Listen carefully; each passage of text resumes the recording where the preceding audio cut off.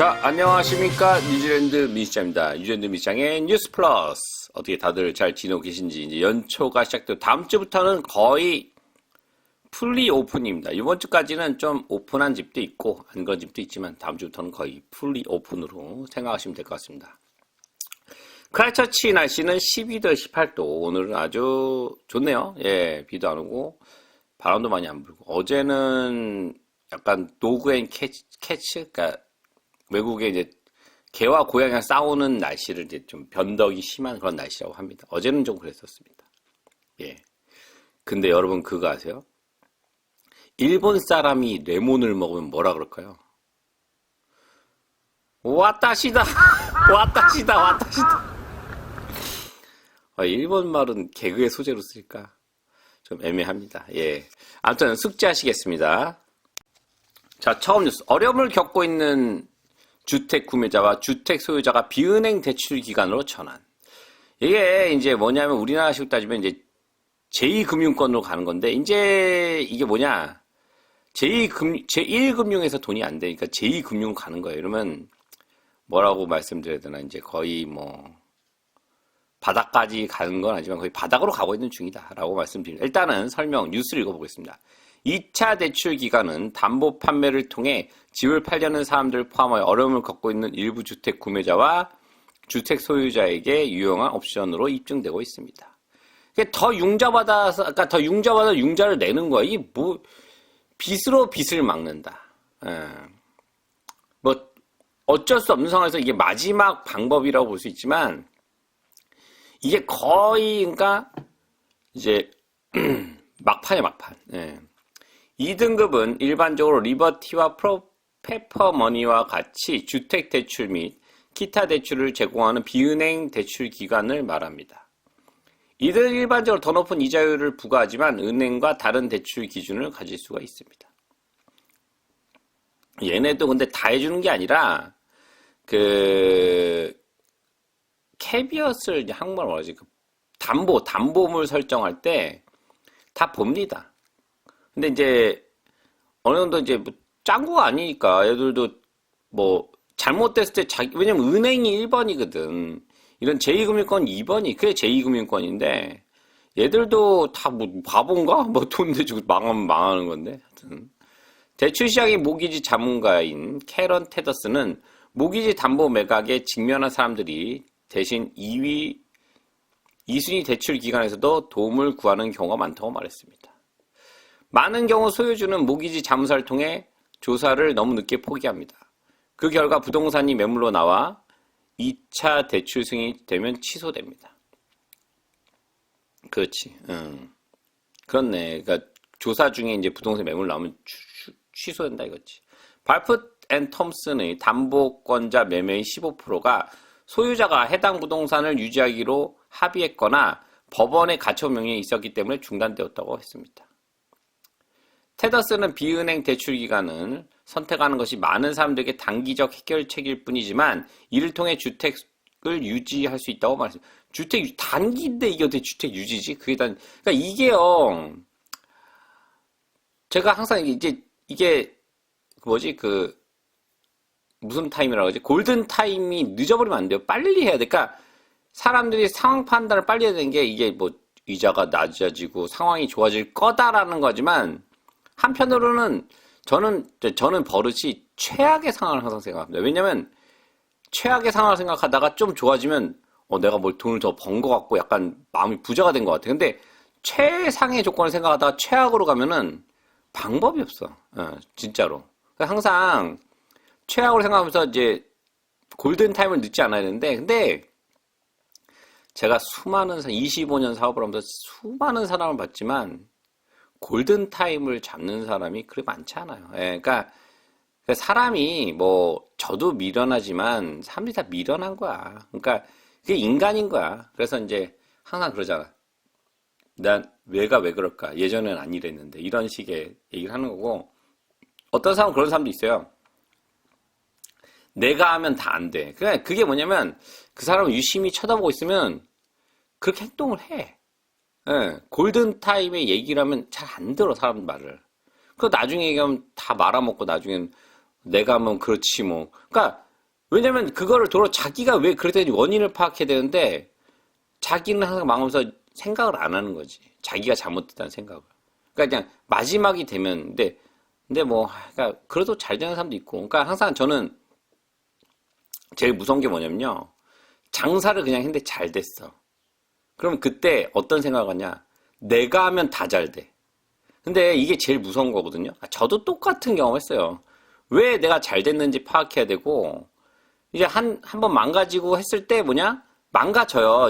뭐, 사업하는 사람들 망가지는 거 많아요. 망가질 수 있어. 근데 이때 공부를 해야 돼. 왜 내가 망가졌는지, 왜 내가 돈을 벌었는지 파악을 하고, 그 다음에 이제 다시 그런 실수 안 하도록 해야 되는데, 미련하다 보니까 이제 그런 거 안 하고, 내가 하면 안 대로 넘어가고, 또 다시 했다 잘 되면. 근데 이제 인생이 짧잖아요. 그렇게 막 망하고 성하고 할 수 있는 시간이 한 번 망했다 잘못해서 한 번 망하면 인생의 시간이, 그러니까 그게 시간이 어느 정도 될지 모르지만 못 일어서는 경우도 많습니다. 그러니까 조심해야 돼요. 다른 사람 말도 잘 듣고, 그러니까 다 들으라는 게 아니라 다른 사람이 내 인생을 책임져 주지 않지만 조목조목 모아서 나에게 좋은 내 자신화를 만들어야죠. 예. 뉴스가 또 3,000보 뉴스로 갔네. 예. 아무튼 일반적으로 짧은 기간이 지난 후 주택대출은 2차 대출 기간에 다시 주요 은행으로 재자금 조달이 됩니다. 리버티는 변동금리를 8.15%에서 2년 금리를 7.75%, 1년 금리를 8.5% 광고하였습니다. 이는 ASB 경우 7.39, 2년에 5.49, 1년의 경우 5.79와 비교됩니다. 키 모기지 자문사인 제레미 앤드류는 지난 6개월 동안 어느 때보다 더 많은 2차 대출을 처리했다고 말했습니다. 난리다 이거.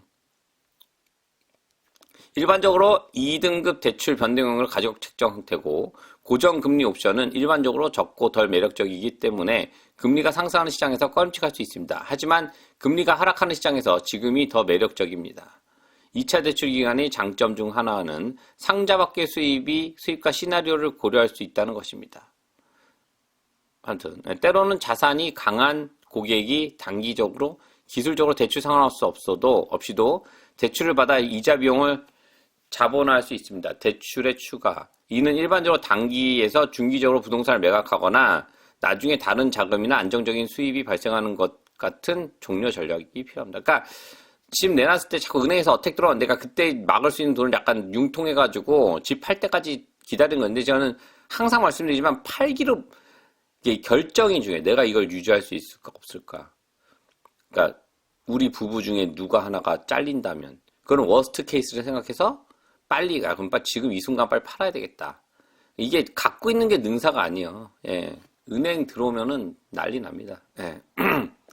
은행이 처음에 이제 권고 기간을 주는데 그 권고 기간이 끝나면 바로 낚아채갑니다. 그러면 은행 모기지, 은행이 나를 도와준다? 절대 아직도 그런 이제 아름다운 이야기를 생각하는 사람은 없겠지만 은행은 절대 도와주지 않습니다. 은행에서 가져가면은 변호사 비용까지 다 물려요. 예, 난리 납니다, 진짜. 예, 박살 나요. 예, 그리고 신용 안 좋아지지. 지금은 좀 힘들다 싶으면 빨리 내고, 근데 지금도 살짝 늦은 감인데 빨리 팔면 또 이게 설치는 사람도 있어. 그런 사람들 빨리 팔면 돼. 지금은 팔 때지. 절대 살 때는 아닙니다. 야, 그럼 살 때 얘기하면 누가 사냐, 이죠. 내 뉴스 많이 안 들어.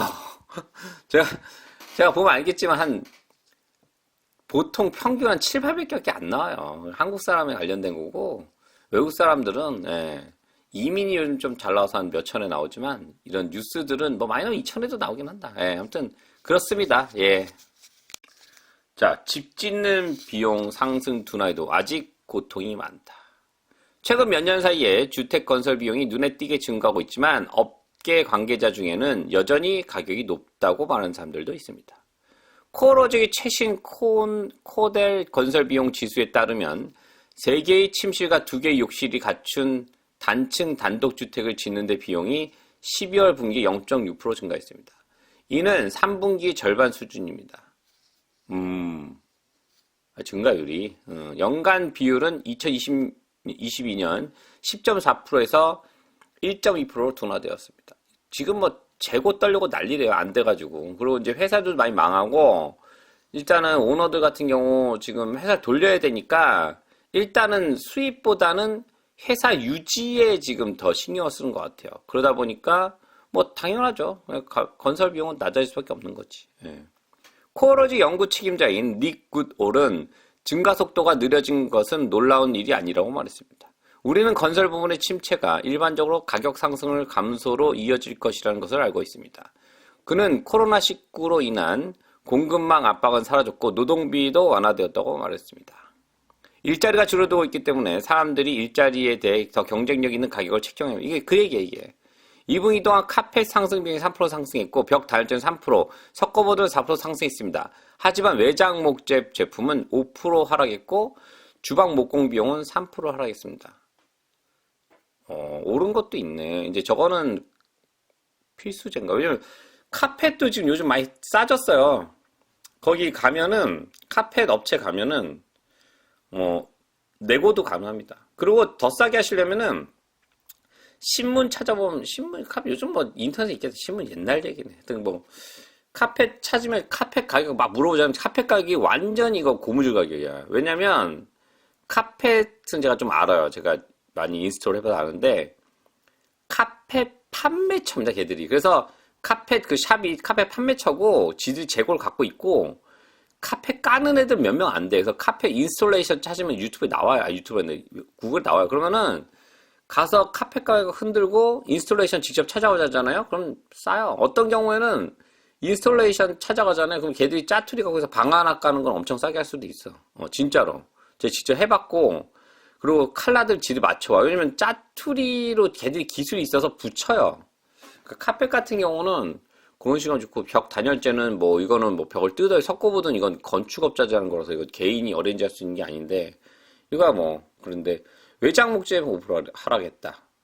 주방 목공 비용 3%. 주방도 지금 난리 났습니다. 지금 회사들 망하고 그래서 큰 회사는 지금 더 바빠지고 아리까리한 회사들은 문 닫고 구돌은 이자율이 낮아지면 건설 부분이 회복에 도움이 될 것이지만 시간이 걸릴 있다고 말했습니다. 구돌이 아주 잘 안 해. 예. 사람들이 이에 신축공사에 참여하고 싶어요 라고 말할 만큼 자신감이 회복되려면 좀 더 시간이 걸릴 겁니다. 경제가 어려움을 겪고 있고 건설회사들이 어려움을 겪고 있다는 이야기가 여전히 많습니다. 12월 18개월 안에 완공되지 않은 신축공사에 착수하는 것은 신앙의 도약입니다. 하지만 사람들, 특히 투자자들이 신축주택을 살펴보도록 장려하는 인센티브가 있으며 이것이 더 큰 요소가 될 수 있다고 말했습니다. 새로 집을 짓는 경우 부채 대 소득 비율에 대한 검사를 받지 않고 새로 집을 짓는 투자라면 30%의 보증금이 필요하지 않습니다. 이자율이 하락했고 투자용 부동산을 원한다면 기존 부동산을 사는 것보다 새로 짓는데 더 많은 인센티브가 있습니다. 하지만 새 건물에 대한 신뢰와 수요가 실제로 돌아오는 데 6개월이 더 걸릴 수 있습니다. 올해 하반기가 되면 상황이 다시 상승하기 시작할 것입니다. 저는 조금 달라. 얘는 지금 집 짓는 거 많거든요. 걔는 못 팔아. 그럼 저는 올해 중순 말쯤에 신축 부동산 방 2개, 3개짜리 렌트용을 했으니까 가격이 많이 떨어질 것 같습니다. 제 생각이에요. 저 보고 있는데 그런 게 2-3개가 리턴이 좋아요. 그리고 여기도 요즘 애들 많이 안 낳기 때문에 큰 집보다는 작은 집 수요도 많습니다. 렌트는. 예. 그러니까 잘 생각해 보시고 크라이처치 기준 얘기하면 지금 한 60만까지 갔다가 60만 좀 넘까지 갔다가 방 2개 기준 그게 지금 50만 후반대까지 사고 좀 오래된 집들은 잘 사면 50만 초반 40만 후반에 사요. 그러면 임대비가 괜찮거든요. 이런 거 저는 크라이처치 쪽 투자 아직 괜찮다고 생각합니다. 예, 저는 아직까지는. 아무튼 제가 뭐 이렇게 얘기했는데 하여튼 뭐 집 짓는 비용 상승 둔화해도 뭐 떨어져야지. 둔화하는 거 가지고는 뭐 우리가 이제 아직 뭐 돈이 없잖아. 예, 돈이 많은 것도 아니고 돈 많으면 예. 아무튼 그렇습니다. 하여튼 뉴스 제가 2개 픽업했는데 어떻게 괜찮았나요? 예, 앞으로 좀 더 좋은 살이 되고 피가 되는 뉴스를 가지고 또 여러분을 찾을 것을 약속드립니다. 오늘 시청 감사드리고 다음 또 이 시간에 찾아뵙겠습니다. 감사합니다.